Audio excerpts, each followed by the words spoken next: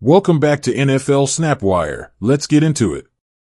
The Pittsburgh Steelers enter Monday Night Football riding momentum, confidence, and a division title few thought they'd claim just months ago. At 10-7, Pittsburgh weathered late-season pressure, survived a bruising AFC North race, and sealed the crown with a gritty Week 18 win over Baltimore. That victory didn't just punch their playoff ticket, it secured them a wild-card home game and validated a season built on resilience. Across the field stands a Houston Texans team that has quietly become one of the league's most dangerous playoff threats. Winners of 12 games, owners of the NFL's longest active winning streak, and playoff victors in each of the past 2 seasons, the Texans arrive in Pittsburgh believing this stage belongs to them. And DeMeco Ryans knows exactly what could derail that belief. Speaking to reporters ahead of the matchup, Ryans made it clear that the Steelers' offense presents a layered challenge, one that goes far beyond just stopping Aaron Rodgers. "I studied the Steelers, that's what I focus on," Ryans said. "They're a really well-coached team.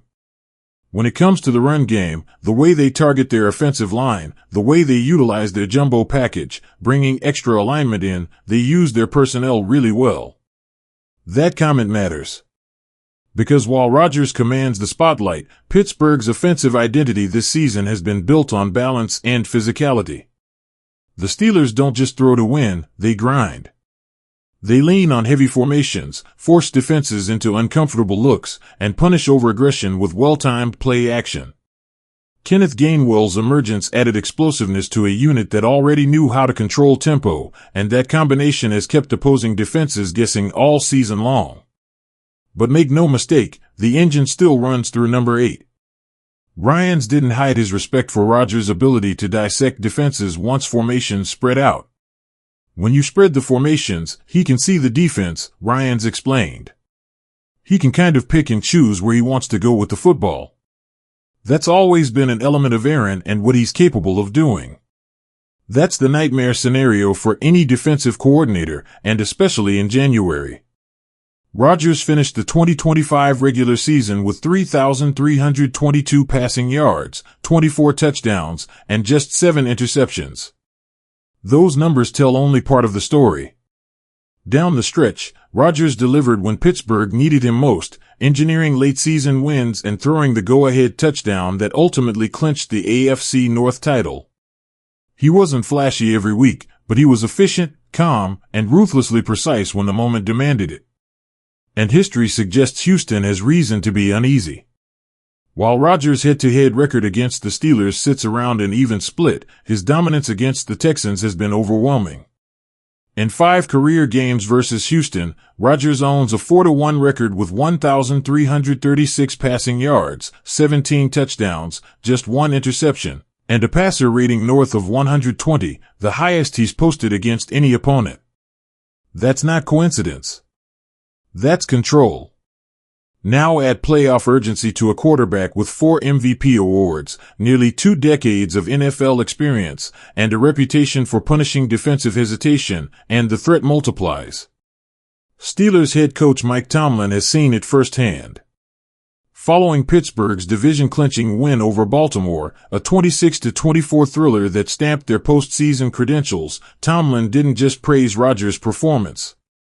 He framed it as a confirmation of the organization's entire offseason vision.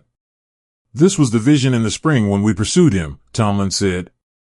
"That's why you do business with a 42-year-old, been there done that guy with a resume like his. He's not only capable, he thrives in it. That trust has paid off." Rodgers brought poise to high-pressure moments. He stabilized the offense when drives stalled. He elevated younger players around him. And perhaps most importantly, he gave Pittsburgh something it hadn't consistently had in recent postseason runs: control. But the challenge ahead is real. Houston isn't just hot, they're battle-tested. They've proven they can win playoff games. They've shown they can close tight contests. And their defense, under Ryan's leadership, plays fast, disciplined, and aggressive. To win, the Texans must solve 2 problems simultaneously: limit Rodgers' vision while surviving Pittsburgh's physical run game. Overcommit to one, and the other becomes lethal. That's the chess match unfolding under the lights on Monday night. Pittsburgh has already checked one box by winning the division. But January doesn't reward past accomplishments. It demands execution, snap by snap, read by read.